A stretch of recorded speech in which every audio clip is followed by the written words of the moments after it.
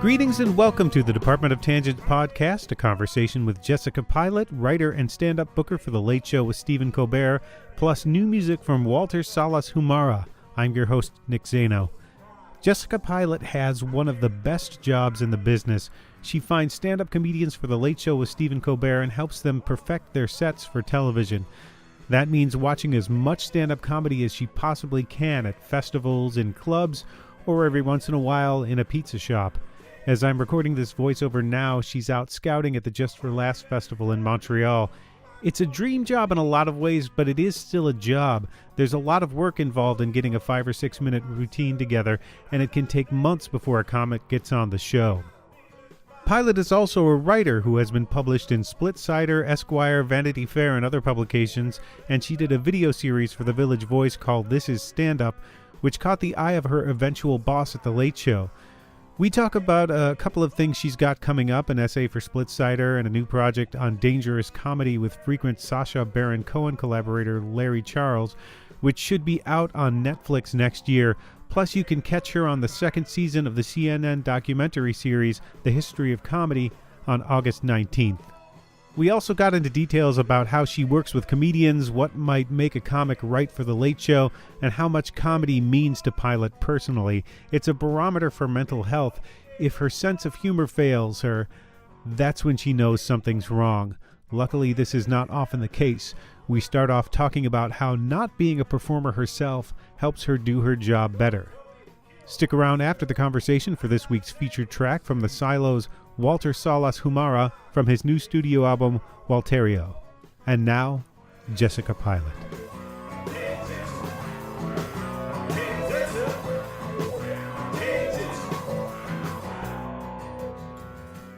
So you were talking about how not being a performer helps in your job. It does.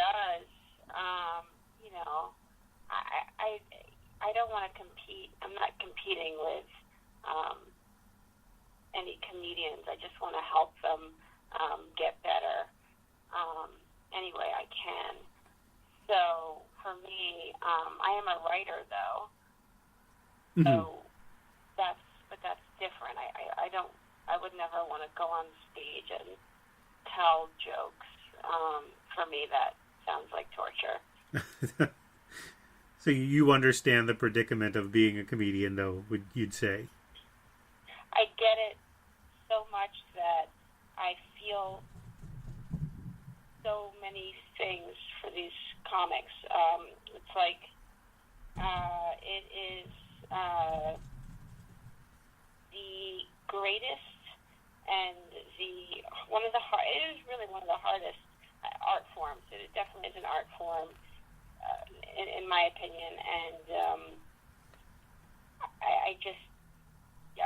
anyone who can do it and make it work, it's incredible. I'm actually working on an essay right now for Splitsider about what I've learned working in comedy, and I keep going back to the drawing board because I don't know. The big question that my editor wanted to know is tips on getting successful. I have no clue. All I know is that there is some luck, and that if there's some people I know who have been, doing bar shows for 17 years, and then they finally got their first TV spot, last year. And I just can't imagine being stagnant for what. I mean, it's kind of crazy if you think about it, Yeah, it's a thing that you have to do while you're bad at it for long enough to figure out if you can be good at it, and that's not even anything to do with success. That's just becoming the nature of the beast. Yeah, that's just to get adequate at the job. Right.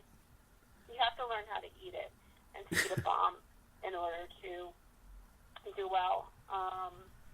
Most comics,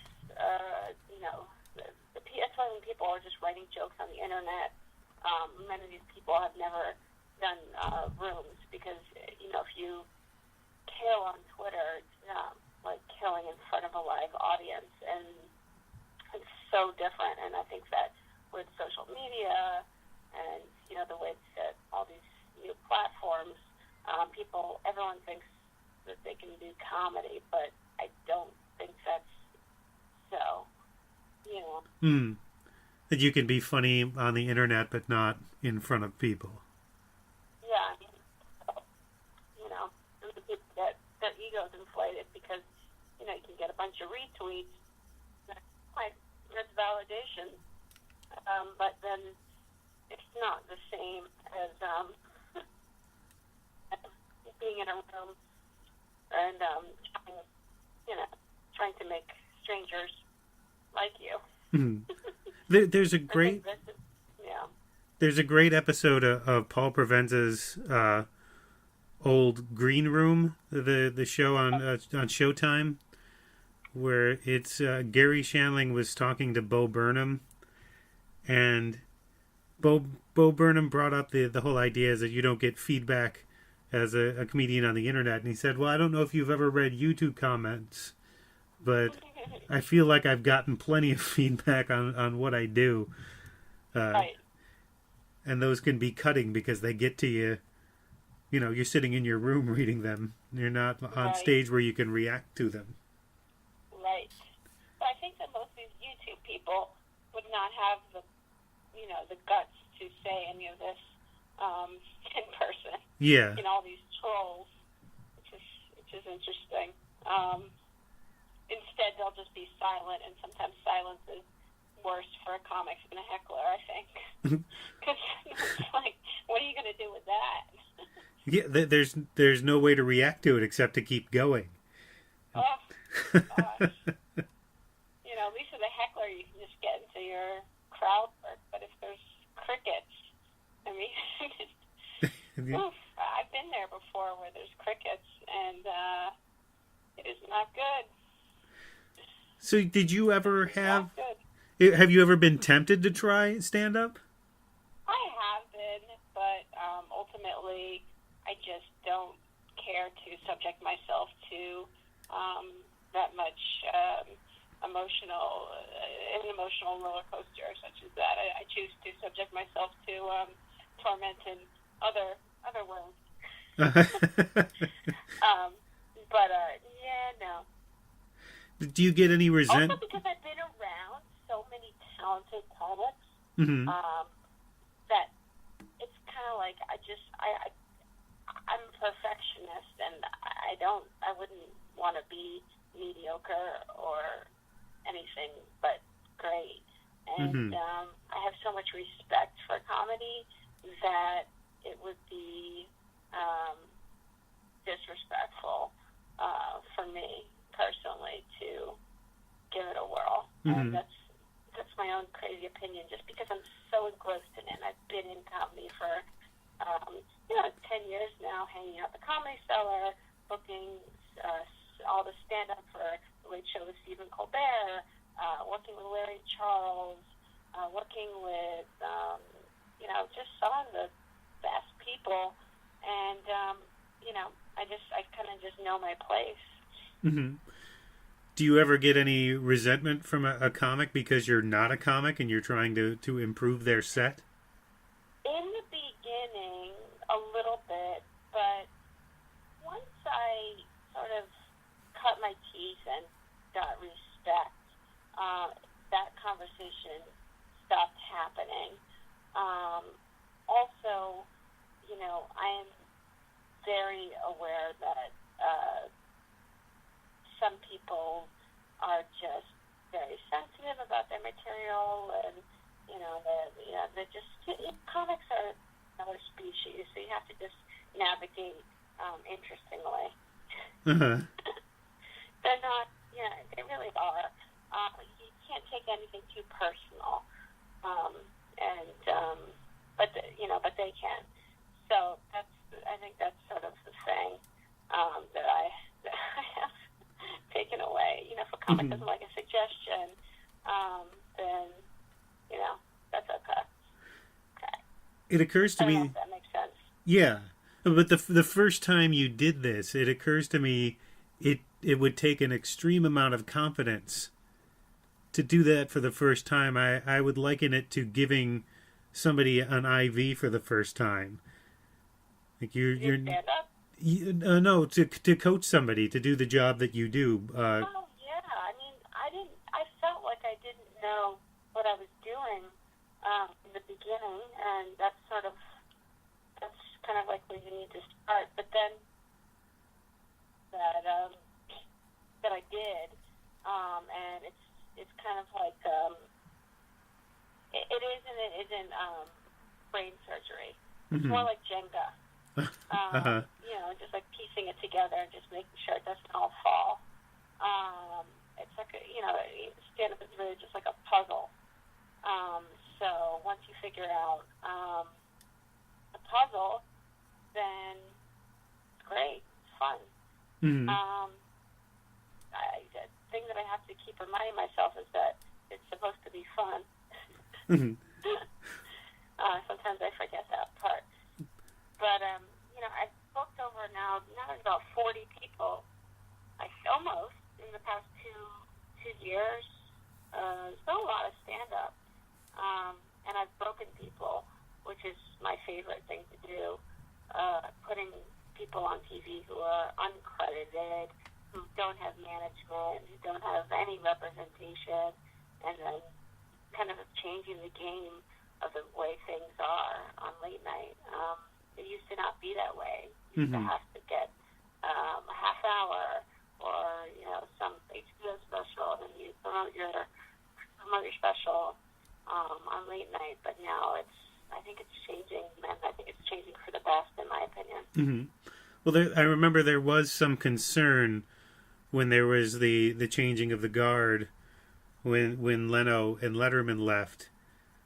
Mm-hmm. There was some concern that maybe stand-up wouldn't be as big a part of the new shows that were replacing them. Right.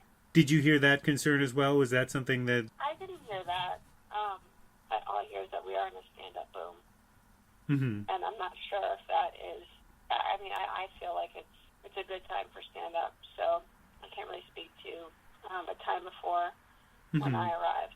Do you feel that we're in that boom, and we've had stand-up booms before, and it seems like it's hard to judge? Maybe just because I'm in New York City, and so New York City just feels like a stand-up boom to me. It's just the place for comedy, so I might just be in the United States of New York, and that feels like it's all comedy all the time. But maybe not. I mean, how many Netflix specials have been released in the past year? Do you know offhand? No, I've actually asked Netflix, and they don't like to give that information. All I know is when I get up in the morning and check frequently, it seems like every week there's one or two or three new ones. I know. I can't keep up with it. Do you feel that sort of, I don't know if it's a fear of missing out sort of thing, that there's so much coming out that it's just overwhelming? I don't feel overwhelmed. I'm just sort of more concerned for the performers, because I feel like it's a little oversaturated, and it used to be sort of special. I mean, of course it's still special getting a special on a streaming network, but I don't know. There used to be just more anticipation, and I don't know. It just seems like I don't know. It just kind of takes away from the excitement of it all. But that's part of what I wonder about this current comedy boom. The other boom that you hear about all the time is the boom in the 80s, when all these rooms were opening up everywhere, and there was, I forget who said it, anybody who could put up a microphone and a plumber's lamp suddenly was a stand-up room. And then cable kind of took that all away, and boom turned to bust for a while. And I'm wondering if there's a parallel there between the proliferation of stand-up rooms and the proliferation of not only Netflix specials, but other ways to get comedy out there, like YouTube and streaming services. I wonder. I have same question, and I wish I had an answer for it. I really do. It's probably better if you don't consider it in your job, maybe. If what? If you don't consider that larger picture necessarily in the job you're doing. I wonder if that's best to just sort of concentrate on the comedians. I try to, yeah. I mean, we just taped 7 comics, which is exciting. For me, at least, I always have an abundance of great talent to work with, and it doesn't feel like there's any end in sight. So it's good. It's good to have a job.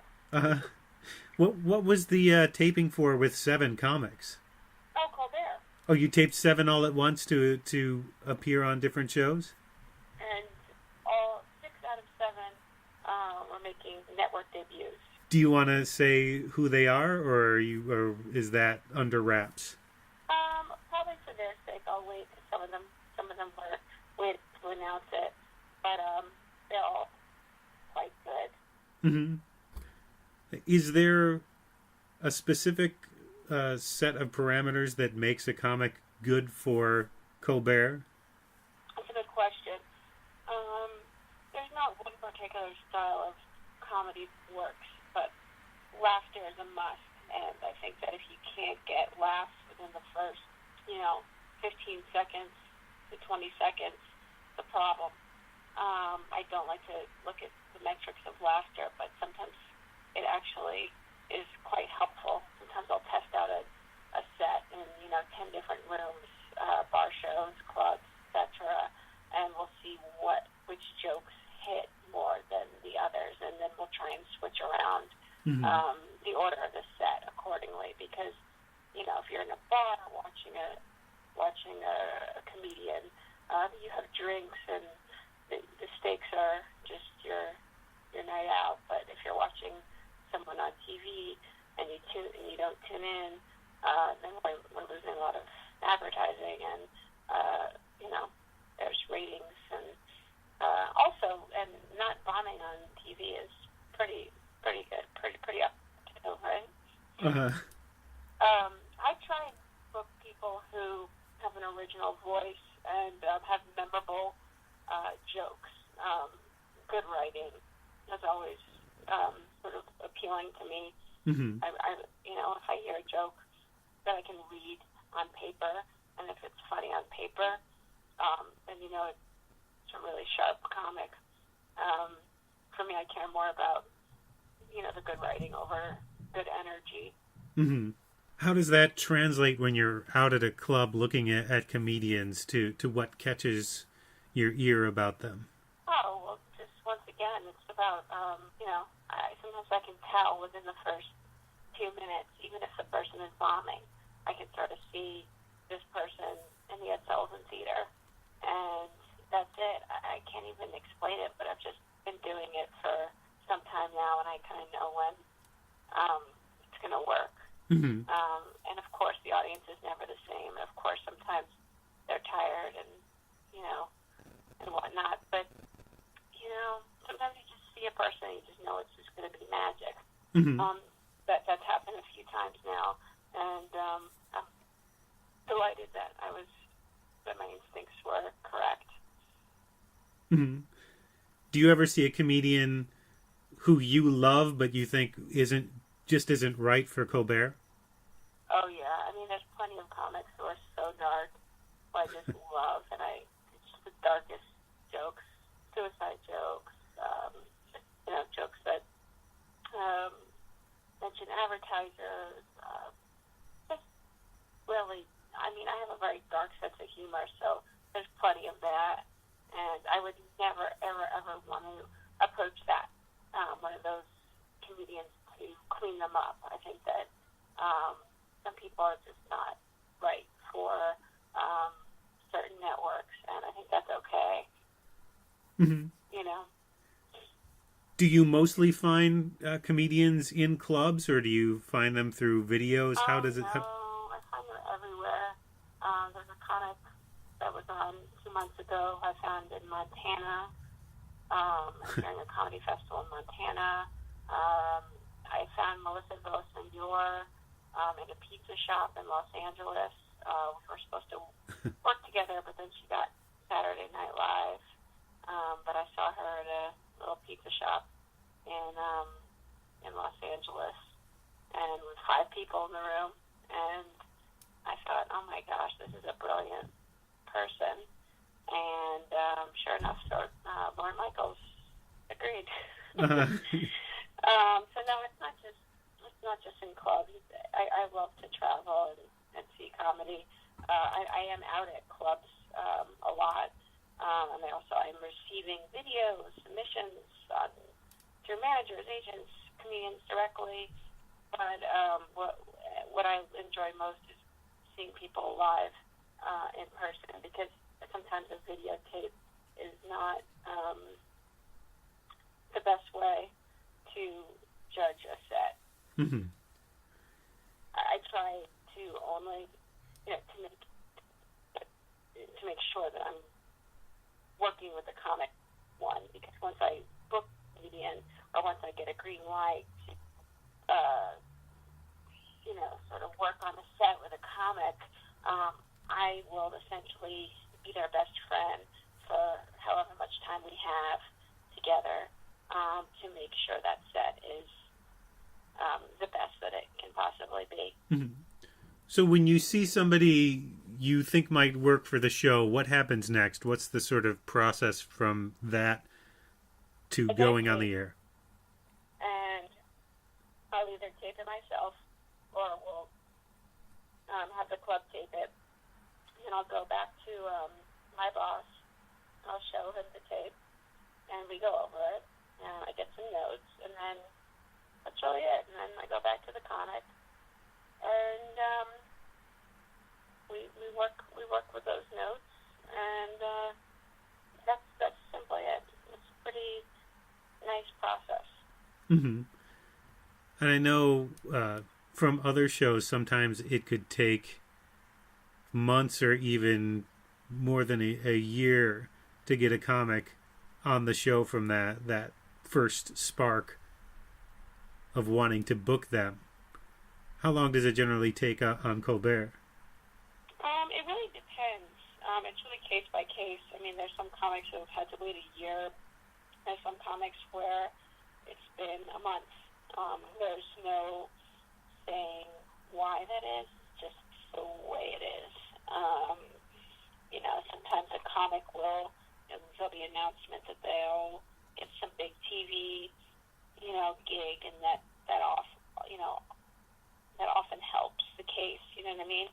If you're getting on a sitcom and, we're running out of time, then we're going to figure out a way to tape you before we lose you, Mm-hmm. How do you know when it's... I'm sorry, go ahead. And also, I will say that sometimes a comic will tell me that he or she is not ready. And that's Mm-hmm. happened before, where I've said, hey, I can get you on X date. And they say, you know what, I really appreciate it, but I just don't think I can do it. Mm-hmm. Do they generally get on eventually, or does that mean a break? Sometimes no, actually. Sometimes no. Mm-hmm. Believe it or not, sometimes no. Sometimes they just are just not ready, or just don't want to do it. And that's just something that I've had to accept, that I can't understand at all, Mm-hmm. but I choose to accept. Well, that's interesting, because you might think they're ready and they don't. Does that come up? That's correct. Huh. That's crazy. It's... If I hadn't spent as much time talking to comics as I have, it would have seemed crazy, but I can understand. But it makes sense to you, too. It makes... I understand what might be going through their mind. I would think that they would do everything to get ready, understanding that you would take the time with them. Yeah. But I guess the mentality... I'm sorry, go ahead. No, I get it. I mean, you spend so much time making something so particular. Yep. it must be something in their head that they want to see. Yeah, I mean, I think that a lot of times, sometimes they'll say that they want to, they don't want to burn the material on late night, and they want to save it for a special, which I guess makes sense. Uh-huh. But I kind of feel like, in a way, it's a little bit of laziness too, or fear, because once you quote unquote burn material on TV, well, what do you have to do next? Write, Right. Some comics they don't want to write more. They're cozy with the stuff that's killing, right? And it's so important to write and have more. But I understand the notion. Mm-hmm. It's like a musician only playing the hits, right?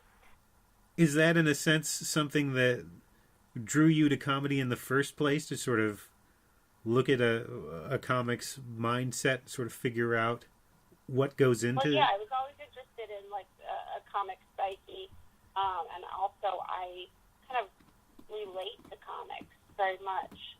I kind of feel like once I really found comedy, I found my people and people that understood my language and my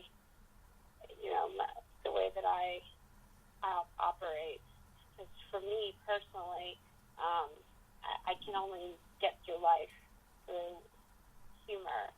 And once I lose my humor, even though I'm not a performer, I know that something's quite wrong.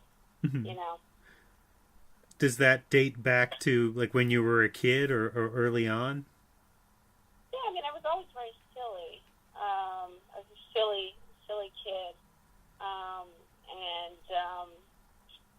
I think with any kind of, interesting childhood, which I had, you kind of had to find entertainment. And then that's how I survived. And so for me, comedy is most essential because it is a, form of, it's like a weapon in a way. Mm-hmm. Anytime I feel hurt, sometimes I'll just start quoting some comics, a comics joke, or I'll think of something funny, and I don't know. I think it's therapeutic, Mm-hmm. And cathartic. I always know that if I still have my sense of humor, then everything is fine. Mm-hmm. Days when I'm not feeling very funny, or I'm not finding humor in life in the everyday or in a comics set, then I know something must be wrong with me. So that rarely happens. I'm a pretty positive person, Mm-hmm. and I'm grateful for that. But I definitely credit working in comedy and being around such funny people that it's kind of hard to not enjoy it. Mm-hmm. You mentioned your childhood. I know from another podcast that you did recently that you were possibly somewhat of a troubled kid. I wouldn't say troubled. I would say I was a wild child. Mm-hmm. I grew up in the city in New York, and I was like 15, 16. I was getting piercings on St. Mark's Place. I had bright pink hair. I was I didn't want to be home. I wanted to be out and about. I wanted to be in the nightlife. CBGBs, all these clubs. I was constantly just ahead of my time, meaning I had to have a fake ID saying that I was an organ donor and that I was 26 years old, even though I was 16. So I just really wanted to live life. But, so I wouldn't say that I was troubled, but I would say that I was a handful, and that I got all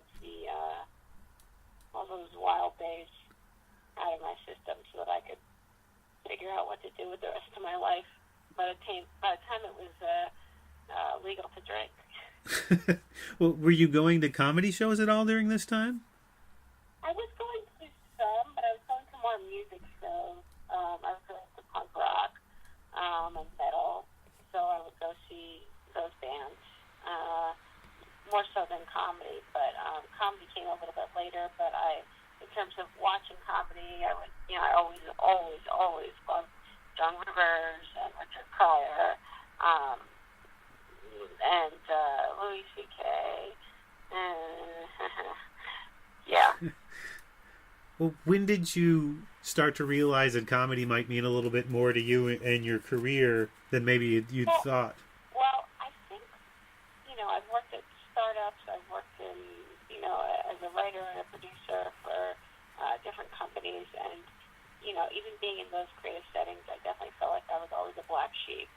And that was not necessarily good. I've had great jobs working in news where I would always just bring comedy in. I worked for Now This, and I ran their studio and brought comics in to help tell the news in funny ways. And I don't know, I just realized that was truly my passion. That was truly what I really enjoyed. It's the only thing that I really enjoy doing. That where I'll go on a date with someone and they'll say, "Well, what do you like to do besides all this comedy stuff?" And I don't have answers. So that's it. This is what I like to do because this is what I like to do all the time because it's my hobby. It's always been my hobby, in a way. And now it's my job. I got my job working my CBS job by simply on Twitter. My boss found me on Twitter because I had a video series that I was producing for the Village Voice, comedy series called This Is Stand Up. My boss became a fan of it, and that's how I got my job. My video series, it was a hang with comics like Patton Oswalt, Colin Clune, Nick DiPaolo, Mark Norman, Sam Morril. There's so many. I did 20 different episodes. It was a comedy hang with great comics, and it was just an excuse for me to hang out with comedians. And so the hanging out became a job, a couple of years ago. So I think that's when I figured out that, this works. I guess there's a double-edged sword I could relate to in that there's that old nugget that find something that you enjoy and you'll never work a day in your life. But then if you make what you enjoy your work, then you're also always at work. Yes, that is the blessing and the curse. So do you find that... I get a bug. How you might hear comics saying they have the bug when they're not on stage? Mm-hmm. Well, if I take a day off, more than a day off from my work, I get, a comedy bug as well, where I feel like I'm missing out on either a good show or a good laugh, But it can always be there. It can always be there on your phone or on TV or somewhere. Yeah, but it's not the same as showing up at, the Comedy Cellar. The Comedy Cellar is like Cheers, you show up and it's like you see your friends and it's fun. Mm-hmm. Well, the Comedy Cellar has been particularly important for you as well. They had that great oral history that you wrote of that. What was it in Vanity Fair, yeah. Yeah, was that 6 years ago? I tried to turn that into a book, and we're still working on it. For me, the Comedy Cellar is such an interesting place because it is a club where everyone from Jon Stewart, Sarah Silverman, Dave Chappelle, Dave Attell, so many great comics have found their voice in that room because that's where they started. Mm-hmm. Jon Stewart used to work at a Mexican restaurant down the street from the Comedy Cellar when he was younger. Of course, he's not doing that now. That's not his job now that he's not hosting the Daily Show. He was cutting limes and as a bar back and doing food spots at the Comedy Cellar. And that's kind of how he cut his teeth in comedy. They wouldn't even give him money. They were paying him in hummus, which is pretty awesome to think about. And Dave Chappelle was just a young kid hanging out there, waiting to get an audition. Also super cool to think about. So that club has so much history, and what's so great about it is that all these legends still come back and they hang out, and they're still just as, some of them, just as timid to get on stage as when they first started, because it's such a sacred room. It's great to see comics come back to rooms where they started. Oh, yeah. Especially when you see a lot of comics who just, they become movie stars or they get big and they decide they don't want to do comedy anymore. That seems to be happening less now for some reason. It seems like there's more comedians are staying in comedy and not leaving it. Yeah, because comedy is cool. You don't lose that cool card. I don't know what it was that maybe it didn't used to seem as cool to some comics. I don't think so. I think you're right. Yeah. Colin Quinn once said to me that, he said, when comedy gets too cool, it's not good for stand-up. What did he mean by that? So that comedy is the guy who doesn't get laid. Right. It's not the cool guy who walks in the room. It's the guy who, that's what's funny. It's not the cool guy. And he went through that period where comedy was the new rock and roll in the 80s. You had Sam Kinison recording Wild Thing, and literally was the new rock and roll. Yeah. I think Colin doesn't realize that he's actually a pretty cool guy. Do you have favorite comics, or do you have to be somewhat agnostic in that sense? Well, interesting you say that, because a publication asked me to come up with a list of some comics who I think are important in New York right now, younger comics. Uh-huh. And I felt like, should I do this? And I thought, why not? Mm-hmm. It's fun. I'm a, taste maker, so may as well give a few clues of who I find funny. There's definitely a bunch of people that I love. I like this guy Rami Youssef. He's actually from LA. He was on Colbert. He's going to have a Hulu sitcom called Rami. I like Emma Willman a lot. She's from Boston. Also Colbert. Now she's on Crazy Ex-Girlfriend. She's also, just constantly touring, and she's a hilarious person. Sam Morrell, I love him. He's a really sharp writer. He's got an hour with that Schumer's producing. Mark Norman, love him. Ava Tell, always. There's many. This Katie Hannigan, she's from New York. Just had her on Colbert. Fantastic.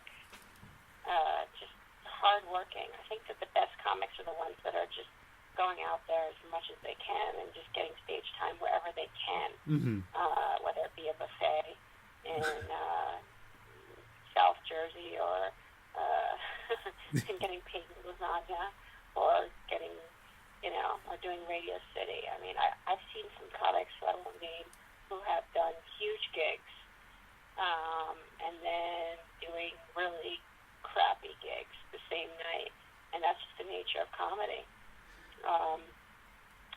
You'll, if you're not a draw, it's really hard, and you just have to just ride the waves of it. Okay. So what is the new Netflix show that you're working on with Larry Charles? What can you say about that? All I can say is it's about dangerous comedy, exploring what dangerous comedy means. It should be out next year, and it was the craziest show I've ever worked on, and it was a wild ride.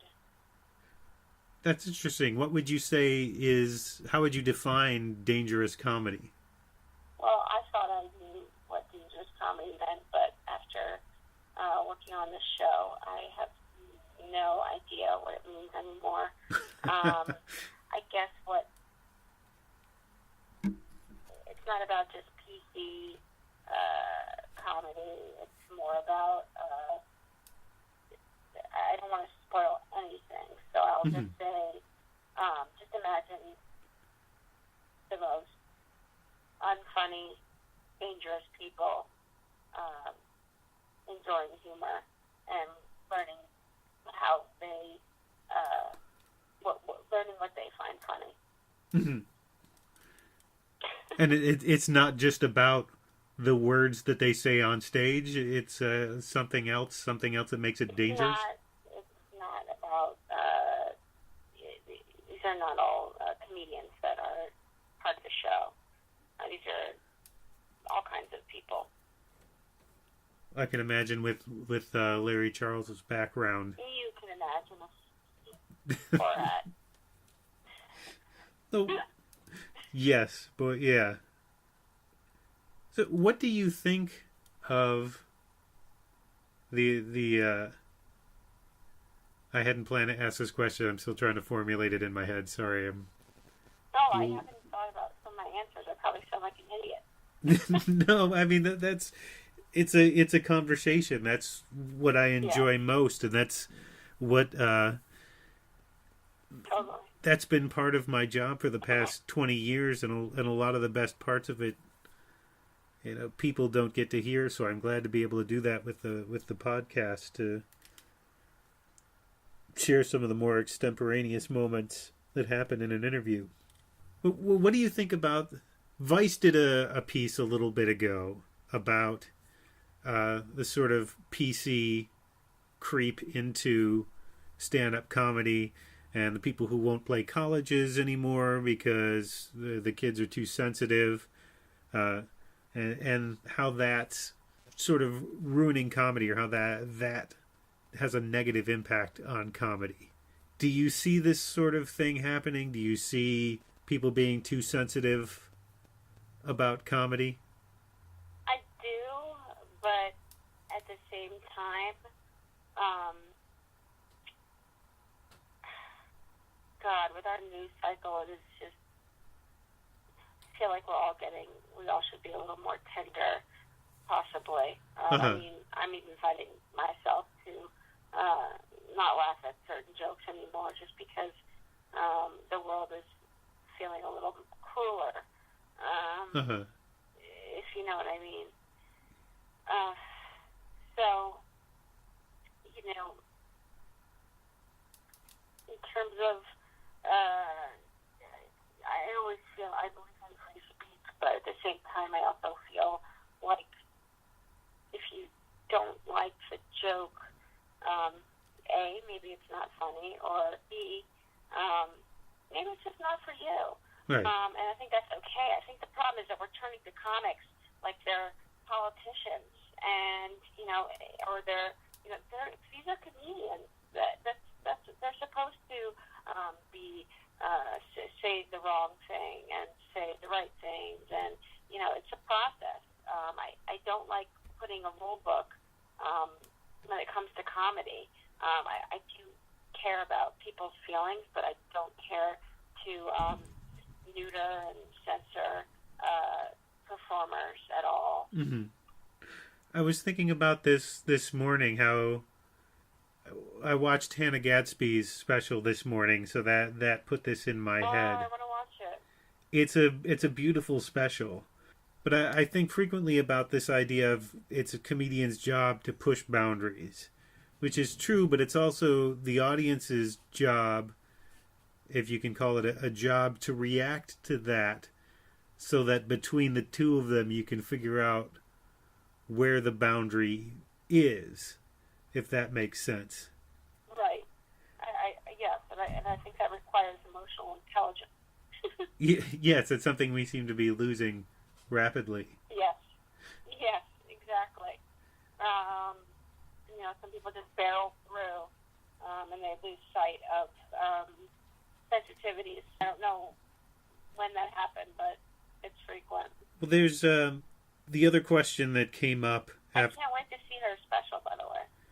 Oh, it's really fantastic, and there's a lot of it that's very serious, and that's really what? That's very serious, and some of it which is anti-comedy, actually, because she talks about how I guess spoiler alert for anybody who hasn't seen it, maybe forward past this a minute or so. She talks about how in comedy, frequently what you do is freeze a situation on a few moments so you can ratchet up the tension and then relieve the tension. But maybe that tension shouldn't always be relieved. Maybe you should sit there with that tension. And she plays with that idea of allowing the audience to sit in their tension for longer than would be comfortable. And the question that came out of that for me is, there's always an assumption, well, laughter is always healthy, and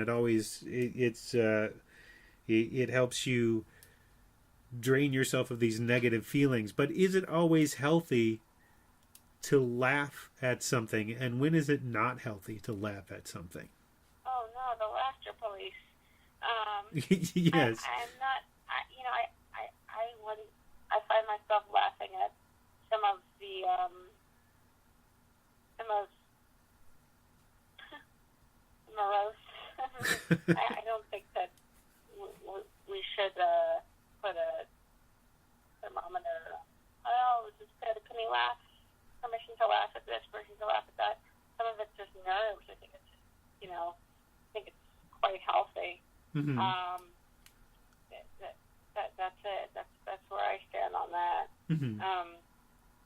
And sometimes I'm embarrassed at what I laugh at, and I question my sanity. But I think that's just what happens when you're so engrossed in comedy. The fact that you laughed about something. Like not that a friend called me up and asked me if he could run some suicide jokes by me, and I started laughing because they're all hysterical. And that's another comic who I had mentioned earlier that it's just too dark for TV, but right. Not too dark for life. Well, laughing about something, if you laugh at something, it tells you something about yourself. I don't think it's a bad thing to ask yourself, why did I laugh at that? And maybe that's helping me find something I might want to work on about myself if I think that's funny. Right. But that's an individual thing. You could never impose that on somebody else, and that's where I think we get in trouble. Well, yeah, you can tell a lot about a person based on what they're laughing at. That's for sure. I've lost a lot of friends. Well, not a lot. Well, two. But two very important friends to suicide. And so for me, it's, easier to sort of deal with it by the jokes and to just sit with it. Mm-hmm. Yeah. And your job is to help people navigate that in an extremely public forum. Yeah, I always tell comics when they're doing personal material to really think about it because, get a therapist. Maybe it's not good to share this stuff. Maybe some of this stuff is too raw. Mental health is so, oh my God, it's so key. So get a really good therapist. Uh-huh. Because if you don't have a therapist and you just have an audience, that is such a slippery slope. Right. You are speaking to strangers. You are vulnerable. This is your life. Right there on a stage, and it's therapeutic for comics to that's their thing, but it's no replacement for therapy. Right. Have a therapist. Maybe have a lawyer too, depending on what you're saying. A lawyer. Yeah. Another thing is some of the stuff. It's like you can't joke about certain things anymore because you will get deleted from comedy. Yeah, well, a lot of people have been deleted recently, and I guess we're already starting to come to the discussion of, are they coming back? Right. That's going to be interesting to watch in the next few years. Yes, indeed. Well, the question now, everybody seems to be, well, not everybody is paying attention to comedy in this way, but a lot of people are wondering, can Louis come back? He seems to be the first one up now for a fairly speedy retrial. What do you think of that? What do you think? Do you think people are going to? I think anyone can come back if they want to come back, but I think more importantly, it's about how you come back.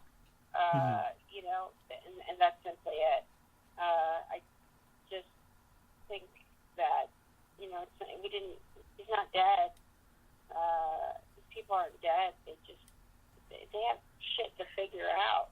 Sorry for swearing, but you know, they got to get their shit together, and then go from there. I don't know the right comeback.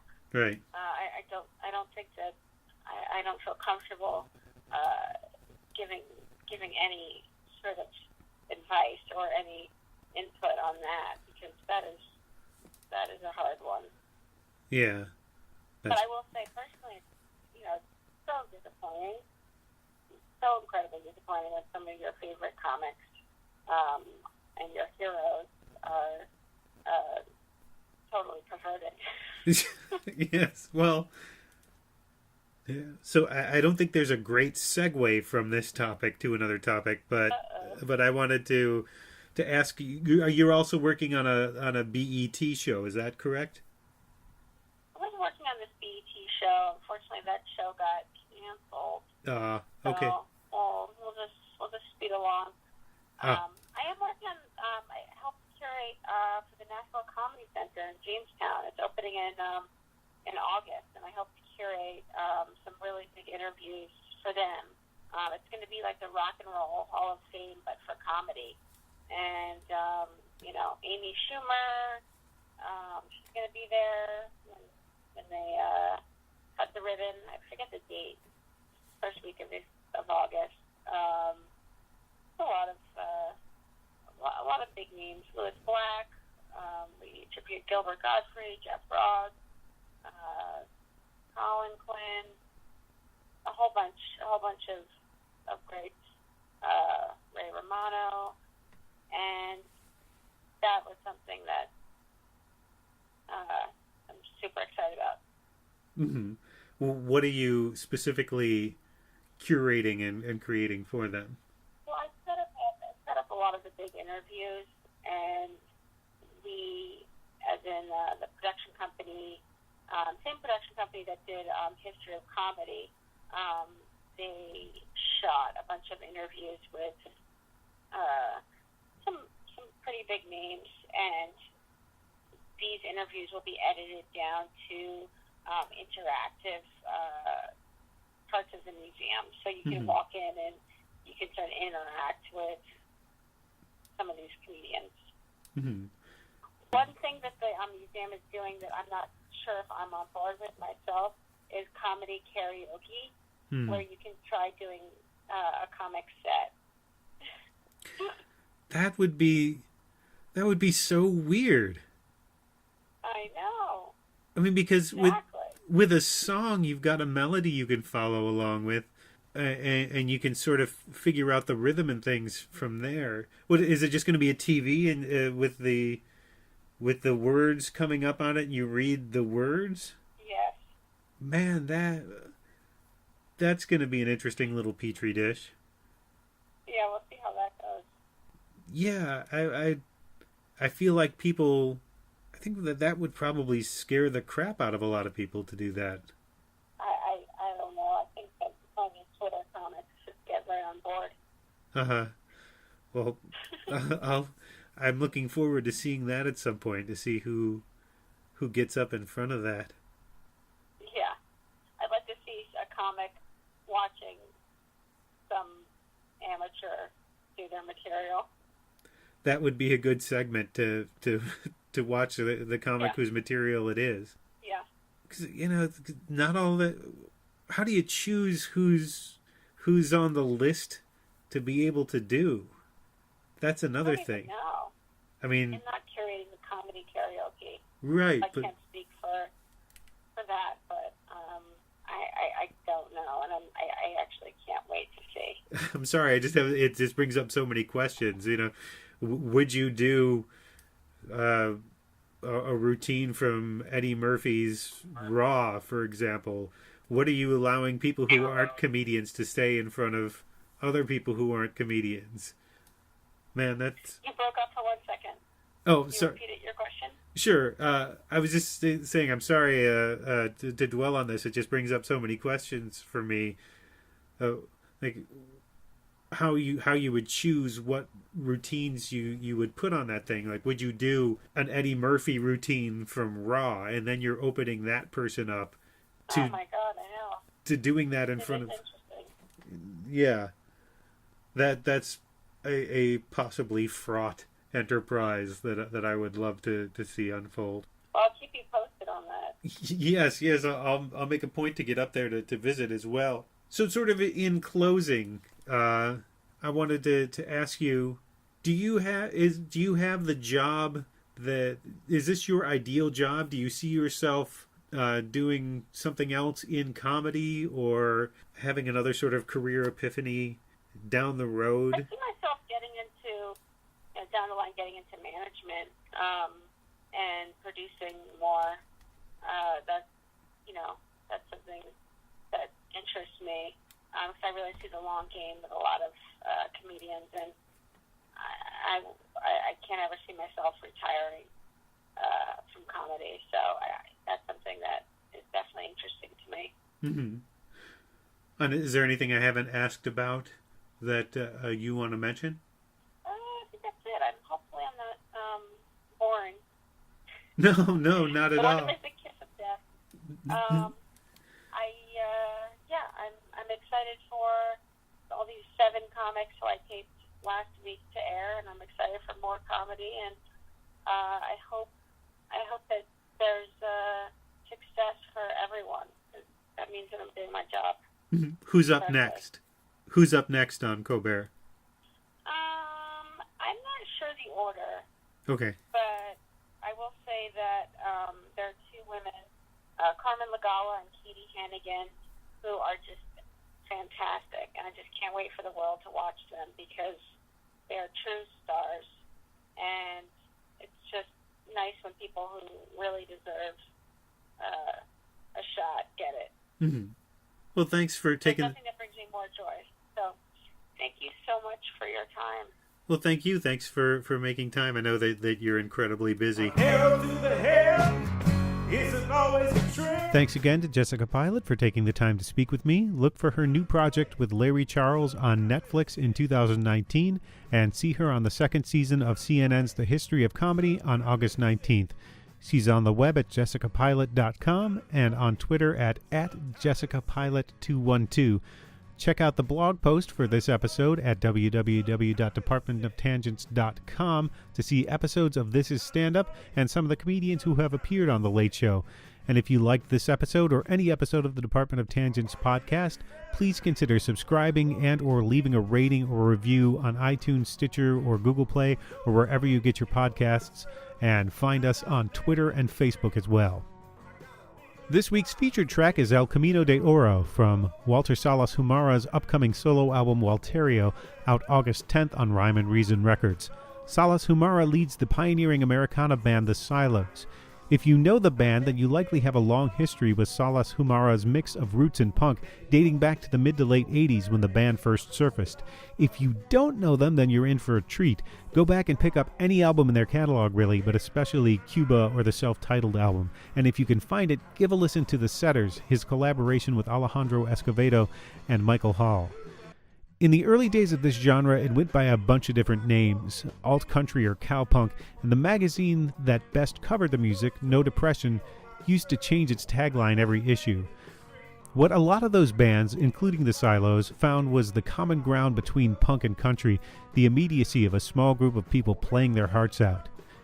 It helps if you're a fantastic songwriter, and Salas-Humara certainly is that.